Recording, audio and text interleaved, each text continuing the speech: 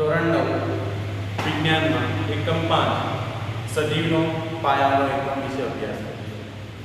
સૌપ્રથમ મિત્રો સજીવનો પાયાનો એકમ શું છે એના વિશે આપણે અભ્યાસ કરીએ. તો આ એકમની અંદર સૌપ્રથમ રોબર્ટ હુક નામના વૈજ્ઞાનિકે એક રબરના બુચ વડે અવલોકન કર્યું અને રબરના બુચનો એક પાતળો આડછેદ લઈ અને એની સંરચના જોઈ તેમાં નાના નાના ખાનાઓ જોવા મળે.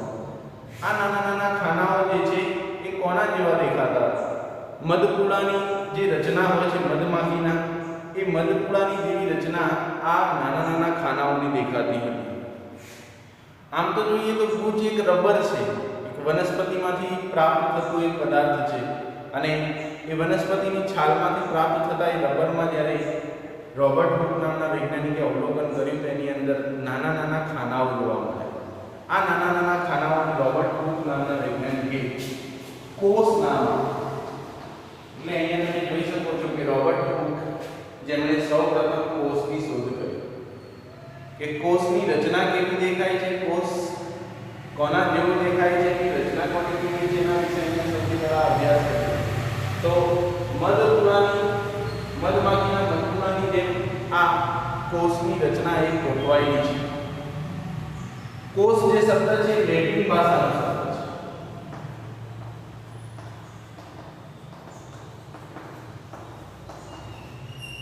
કોષ શબ્દ જે છે એ લેટિન ભાષાનો શબ્દ છે અને સન 1665 માં રોબર્ટ હુક નામના વૈજ્ઞાનિકે આ વસ્તુને દર્શાવી કે દરેક પદાર્થ જે છે કોષનો બનેલો છે. ઉપરોક્ત માહિતી પરથી એમ લાગે કે કોષ શું છે, પરંતુ જીવ વિજ્ઞાનની શાખાની અંદર કોષ જે છે એ અગત્યનો ભાગ ભજવે છે. આવો આપણે એક પ્રવૃત્તિ વડે આના વિશેનો અભ્યાસ કરીએ કે કોષ કઈ રીતે હોય છે, કોષ કઈ રીતે ગોઠવાયેલા હોય છે, કોષમાં શું શું રહેલું હોય છે. તો રોબર્ટ હુક નામના વૈજ્ઞાનિકની પ્રવૃત્તિ અહીંયા આપણે પુસ્તકમાં દર્શાવેલી છે કે પ્રવૃત્તિ શું છે. તો પ્રવૃત્તિની અંદર આપણે ડુંગળીના નાના નાના ટુકડા કરીને એક ટુકડામાંથી એક પાતળું સ્તર લઈએ અને એ પાતળા સ્તરને વોચ ગ્લાસની અંદર મૂકી એક સ્લાઇડની ઉપર પાણીનું એક ટીપું મૂકવામાં આવે. મિત્રો આ જે પ્રવૃત્તિ જે છે એ આપણે પ્રયોગશાળામાં કરીશું. અત્યારે આપણે એના વિશે સમજ મેળવીએ કે પાણીના ટીપાની ઉપર એક ડુંગળીનું જે પાતળું સ્તર છે એ મૂકવામાં આવે અને મૂક્યા પછી એની ઉપર એક આયોડિનનું ટીપું મૂકી દઈએ સૂચક તરીકે. આયોડિનનું ટીપું મૂકીને કવર સ્લિપ પર આ સ્લાઇડને આપણે ઢાંકીએ. ઢાંક્યા પછી એને આપણે સૂક્ષ્મદર્શક યંત્ર વડે જો અવલોકન કરીએ તો અવલોકન કરતા મિત્રો આપણને જે ડુંગળીના જે કોષ હતા એમાં આ રીતની એક રચના જોવા મળે છે. ડુંગળીના જે પાતળું સ્તર આપણે લીધું છે એમાં આ રીતના કોષ જોવા મળે છે. આ રીતે સંરચના ગોઠવાયેલી હોય છે. આપણે જોઈ શકીએ છીએ કે આ મધમાખીના મધપૂડાની જેમ ખાનાઓ છે અને લેટિન ભાષાનો શબ્દ છે કોષ જેને આપણે કહીએ છીએ, જેને બીજા શબ્દોમાં સેલ કહીએ છીએ. સેલ એટલે કે નાના ઓરડાઓ.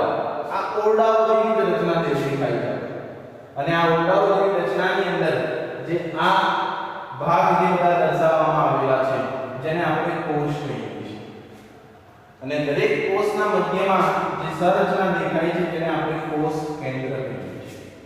એટલે રોબર્ટ હુકે આ વસ્તુ વિશે સૌપ્રથમ સમજાવ્યું કે જીવ વિજ્ઞાનની અંદર દરેક સજીવનો પાયાનો એકમ જે છે એ કોષ છે અને એક કોષ કરતાં વધારે કોષો જ્યારે ભેગા થાય છે એટલે સજીવની સંરચના થાય છે અને દરેક સજીવ કોષનો બનેલો છે. અલગ અલગ સજીવોની અંદર અલગ કોષોની પ્રકાર અલગ અલગ હોય છે. અહીંયા આપણે બે પ્રકારના કોષ વિશેની રચના માહિતી મેળવીશું. સૌપ્રથમ છે એક કોષીય સજીવ.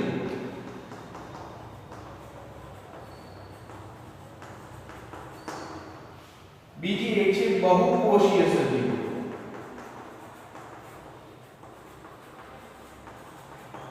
એક કોષીય સજીવો અને બહુકોષીય સજીવો વિશેની વાત આપણે કરીએ એના પહેલા આ જે પ્રવૃત્તિ આપણને આપી છે પ્રવૃત્તિ વિશે આપણે પુસ્તકની અંદર ધ્યાન આપીશું. તો પુસ્તકમાં આપણને બરાબર આકૃતિ 5.2 ની અંદર આ ડુંગળીના કોષો વિશેની આકૃતિ આપણને બતાવેલી છે કે જેના મધ્યની અંદર કોષ કેન્દ્ર છે અને આ ષટ્કોણીય રચનાઓ જે દેખાય છે બધા કોષો છે. તો મિત્રો આપણે સજીવો શેના બનેલા છે એવો એક પ્રશ્ન આપણને 1 માર્ક્સની અંદર આવી શકે કે સજીવો શાના બનેલા છે? કે ભાઈ સજીવો કોષોના બનેલા છે. અલગ અલગ કોષ પ્રકારે સજીવોના પ્રકાર પણ અલગ અલગ છે. એક કોષીય સજીવ અને બહુકોષીય સજીવ. એક કોષીય સજીવ એક કોષીય સજીવની અંદર આવા સજીવોમાં શ્રમ વિભાજન હોતું નથી. કહેવાનો મતલબ કે આવા સજીવોના માં રહેલી સંરચના જે છે એ દરેક સંરચના સરખી હોય છે. જ્યારે બહુકોષીય સજીવોમાં શ્રમ વિભાજન થયેલું હોય છે. અલગ અલગ કોષો જે છે અલગ અલગ કાર્ય કરવા માટે જોડાયેલા હોય છે. જ્યારે એક કોષીય સજીવોમાં દરેક કોષ જે છે એક જ કોષ રહેલો હોય છે. દરેક કાર્ય એક જ કોષ કરતો હોય છે. એક કોષીય સજીવ અને બહુકોષીય સજીવ વિશેની આપણે માહિતી મેળવી.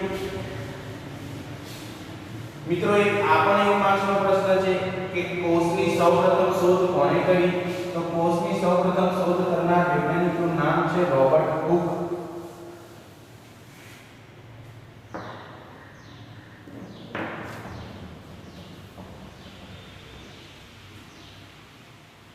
હવે ડુંગળીના પાતળા સ્તર વિશેની આપણે વાત કરી તો ડુંગળી નહીં પરંતુ દરેક સજીવ એક કોષનો બનેલો છે. જેના વિશે આપણે અગાઉ અત્યારે વાત કરી કે દરેક સજીવ જે છે એક કોષનો બનેલો છે અને એક કોષીય સજીવ અને બહુકોષીય સજીવ એવા એના બે પ્રકારો છે. હવે આપણે વાત કરીએ એક કોષીય સજીવો વિશે.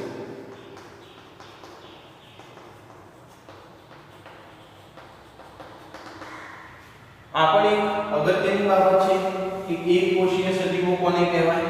એક કોષીય સજીવોની વાત કરીએ તો મિત્રો અમીબા,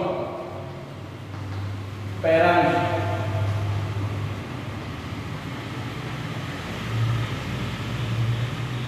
અને બેક્ટેરિયા.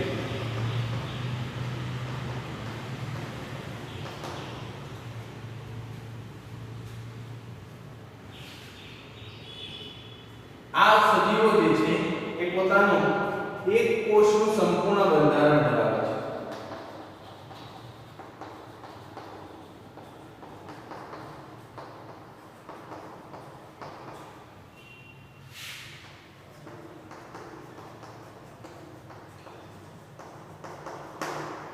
જ્યારે આવા સજીવોને એક કોષીય સજીવો.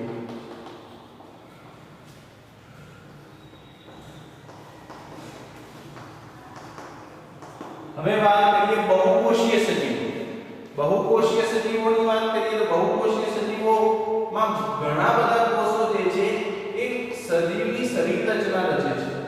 બહુકોષીય સજીવ આમાં એક કોષ હોતો નથી, ઘણા બધા કોષો હોય છે અને દરેક કોષનું જે શ્રમ વિભાજન જે કાર્ય છે અલગ અલગ હોય છે. તો બહુકોષીય સજીવો વિશે પહેલા લખીએ કે જે શરીરના ઘણા બધા કોષો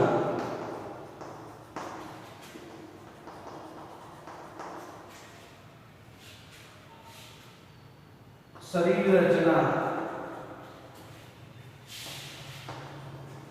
ભાગ લે છે. એના પણ ઉદાહરણ છે અને ભિન્ન ભિન્ન કાર્યો માટે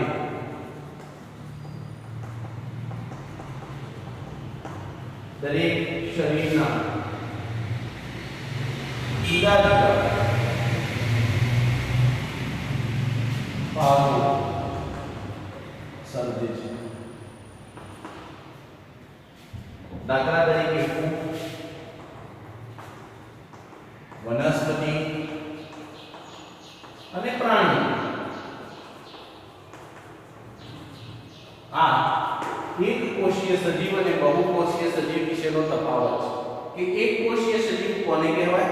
તો એક કોષીય સજીવ જે છે એમાં એક જ કોષનું સંપૂર્ણ બંધારણ હોય છે. એમાં જુદા જુદા કોઈ કોષ હોતા નથી. ઘણી વખત પરીક્ષાની અંદર આનો તફાવત પૂછાઈ શકે છે.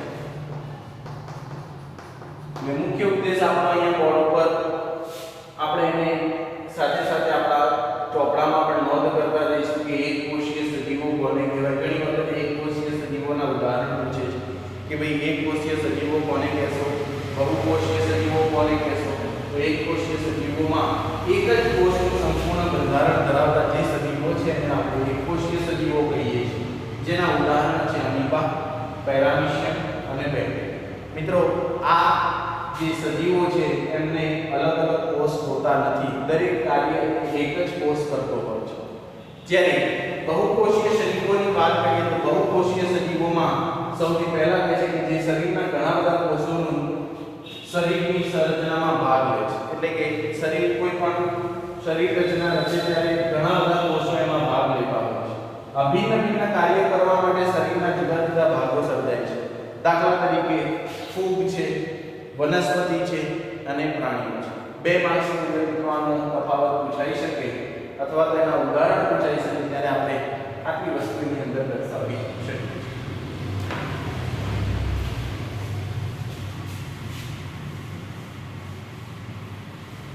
એટલે આ છે કોષ વિશેની પ્રાથમિક માહિતી કે કોષ શું છે. કોષની આપણે શરૂઆતમાં જે રીતે વાત કરી કે ભાઈ રોબર્ટ હુક નામના વૈજ્ઞાનિકે સૌપ્રથમ રબરના પૂંછના એક પાતળા આર્ચેનું અવલોકન કર્યું અને પાતળા સ્તરના અવલોકનની અંદર એને નાના નાના ખાનાઓ જોયા. આ નાના નાના ખાનાઓ કોના જેવા દેખાતા હતા? તો મધમાખીના મધપૂડાની જેમ જે રીતે ખાનાઓ ગોઠવાયેલા હોય છે એ રીતના નાના નાના ખાનાઓ. આ સંરચનાના આધારે એને એમ કહ્યું કે સજીવનો કોઈ પાયાનો એકમ હોવો જોઈએ, જેને એને નામ આપ્યું સૌથી પહેલા કોષ, જેને અંગ્રેજીમાં સેલ કહેવામાં આવે છે, જે લેટિન ભાષાનો શબ્દ છે. આપણો મિત્રો ઘણી વખત પૂછાય છે કે કોષ કઈ ભાષાનો શબ્દ છે? લેટિન, સેલ, જેનો અર્થ થાય છે નાના ઓરડાઓ,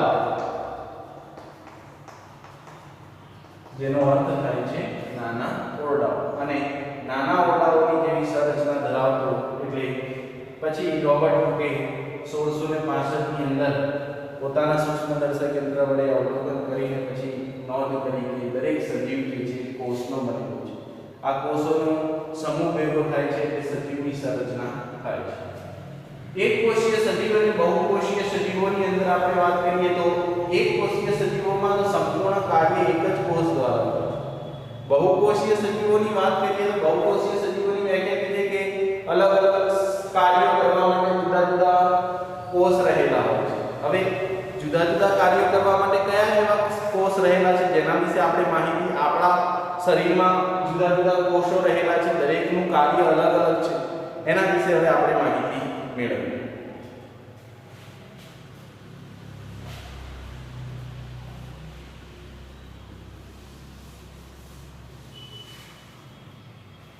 પ્રત્યેક જીવન કોષ કેટલા પાયાના કાર્ય કરવાની ક્ષમતા ધરાવે છે તે બધા સજીવોની લાક્ષણિકતા. જીવન કોષ કેવી રીતે પાયાના કાર્યો કરે છે એના વિશે આપણે અભ્યાસ કરીએ. આપણે જાણીએ છીએ કે બહુકોષીય સજીવો જેમ કે મનુષ્ય, આપણા શરીરની અંદર આપણે બહુકોષીય સજીવ છીએ અને બહુકોષીય સજીવમાં આપણા શરીરમાં દરેક કાર્ય કરવા માટે અલગ અલગ કોષ રહેલા છે. દાખલા તરીકે શ્વસન કરવા માટે આપણે ફેફસાનો ઉપયોગ કરીએ છીએ. હૃદય જે છે આપણા શરીરમાં લોહીનું પરિભ્રમણ કરવા માટે જવાબદાર છે. આંખો જે છે આપણને જોવા માટે ઉપયોગી. કહેવાનો મતલબ કે આપણા શરીરમાં રહેલા જેટલા પણ કોષો જે છે એ કોષો અલગ અલગ કાર્યો કરવા માટે વપરાય છે. એના વિશે હવે આપણે વાત કરીશું. બહુકોષીય સજીવો જેમ કે મનુષ્યમાં સમવિભાજન થાય છે. આનો અર્થ એ થયો કે માનવ શરીરમાં વિભિન્ન ભાગો વિભિન્ન કાર્યો કરે છે. શું કાર્ય કરીએ છીએ કે મનુષ્ય શરીરમાં હૃદય જે છે રુધિર પંપનું કાર્ય કરે છે. રુધિરનું પરિભ્રમણ કરાવવા માટે આપણા શરીરમાં હૃદય જે છે એ કાર્ય કરે છે. જઠર ખોરાકનું પાચન કરે છે. જઠર જે છે આપણા શરીરમાં ખોરાકનું પાચન કરવા માટે. તેવી જ રીતે એક કોષીયમાં પણ સમવિભાજન જોવા મળે છે. જેમ કે પ્રત્યેક કોષ કેટલાક વિશિષ્ટ ઘટકો ધરાવે છે જે કોષીય અંગિકાઓ સ્વરૂપે હોય છે. પ્રત્યેક પ્રકારની કોષીય અંગિકા એક નિયત કાર્ય કરે છે, જેમ કે કોષમાં નવા દ્રવ્યનું નિર્માણ કરવું, કોષમાંથી ઉત્સર્ગ દ્રવ્યને દૂર કરે વગેરે. કોષ આ અંગિકાઓને કારણે જીવવાની ક્ષમતા ધરાવે છે અને બધા કાર્યો કરે છે. આ અંગિકાઓ એકત્રિત થઈને પાયાનો એકમ બનાવે છે જેને કોષ કહે છે. એક બધા જ કોષો સમાન અંગિકાઓ ધરાવે છે. તેમના કાર્યો અને તેમના દ્રવ્યમાં કોઈ ફેર પડતો નથી અથવા તો ક્યાંક સજીવોમાં જોવા મળતો નથી. તેનાથી કોઈ ફેર પડતો નથી. આ છે મિત્રો કોષની પ્રાથમિક માહિતી. જુદા જુદા પ્રકારના કોષોના આકાર વિશે પણ આપણે અહીંયા માહિતી મેળવી શકીએ છીએ. આકૃતિ 5.1 ની અંદર આપણે શરૂઆતમાં વિવિધ સજીવોના કોષોનો આકાર વિશેની આપણે માહિતી મેળવી કે માનવ શરીરમાં પણ અમુક કોષ એવા છે કે જેમના આકાર વિશે અહીંયા આપણને માહિતી આપી છે. પુસ્તકની અંદર આકૃતિ 5.1 માં આપણે જોઈએ તો મિત્રો સરળ સ્નાયુ કોષ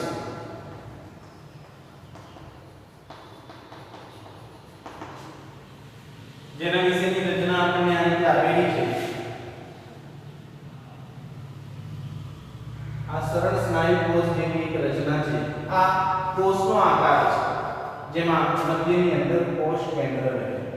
પછી રુધિર કોષો છે.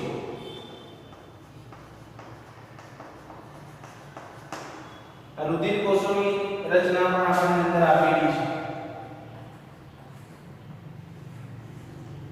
આ રુધિર કોષો વિશે અંડકોષ છે.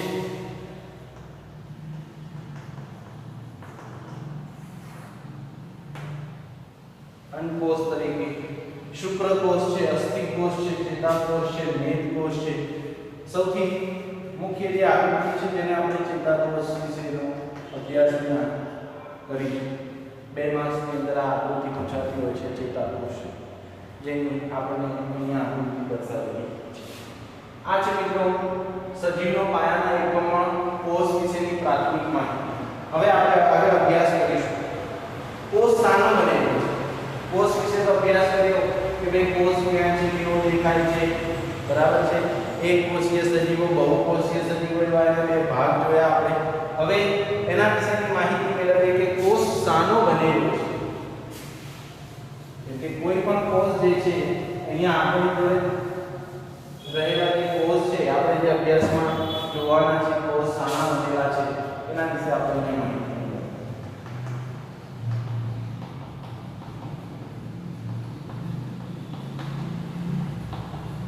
પ્રશ્ન કોષ શાનો બનેલો છે?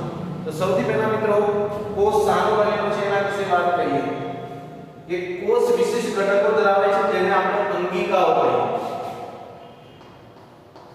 અંગિકાઓ કોષ જે છે એ વિશિષ્ટ ઘટકો ધરાવે છે જેને આપણે અંગિકાઓ કહીએ છીએ. સૂક્ષ્મદર્શક યંત્ર હેઠળ આપણે જો અભ્યાસ કરીએ તો પ્રત્યેક કોષ મોટા ભાગે 3 લાક્ષણિકતાઓ ધરાવે છે. સૂક્ષ્મદર્શક યંત્ર વડે જ્યારે આપણે કોઈ પણ કોષનો અભ્યાસ કરીએ ત્યારે એમાં મુખ્ય 3 અંગિકાઓ જોવા મળે છે. એક કોષ રસ પટલ, જે કોષની બહારના ભાગમાં રહેલો હોય છે, કોષ રસ પટલ. બીજું હોય છે કોષ કેન્દ્ર, જે કોષના બરાબર મધ્યમાં આપણે જોયું હશે કે નાના વર્તુળ સ્વરૂપે જોવા મળે છે. અને ત્રીજું એક છે કોષ રસ. એક છે કોષ રસ પટલ, એક છે કોષ કેન્દ્ર અને એક છે કોષ રસ. આ કોષ જે છે જેનાથી એની રચના થયેલી છે એવા 3 ઘટકો આપણે અહીંયા જોયા જેને આપણે અંગિકાઓ કહીશું કે ભાઈ કોષ રસ પટલ, કોષ કેન્દ્ર અને કોષ રસ. દાખલા તરીકે ડુંગળીના એક પાતળા આંચળનું અવલોકન કર્યું આપણે, એને જોઈએ તો આ કોષ કેન્દ્ર છે. અંદર રહેલું જે દ્રવ્ય છે તેને આપણે કોષ રસ કહીએ છીએ. આ એક કોષને બીજા કોષથી અલગ પાડતી જે પાતળી દીવાલ છે તેને આપણે કોષ રસ પટલ કહીએ છીએ. જે વિશે આપણે હવે અભ્યાસ કરીશું. સૌથી પહેલું છે કોષ રસ પટલ. કોષ રસ પટલ નંબર 1. તો કોષ રસ પટલ કોષની સૌથી બહારનું આવરણ છે. કોષ રસ પટલ જે છે કોષની સૌથી બહારનું આવરણ છે અને તે કોષને તેના બાહ્ય પર્યાવરણથી અલગ કરે છે. એક કોષથી બીજા કોષને શું કરી આપે છે? અલગ કરે છે. દાખલા તરીકે આ બીજો એક કોષ જોઈએ. તો આ જે છે એક કોષને બીજા કોષથી અલગ કરતું જે આવરણ છે તેને આપણે કોષ રસ પટલ કહીએ છીએ. પછી આગળ શું?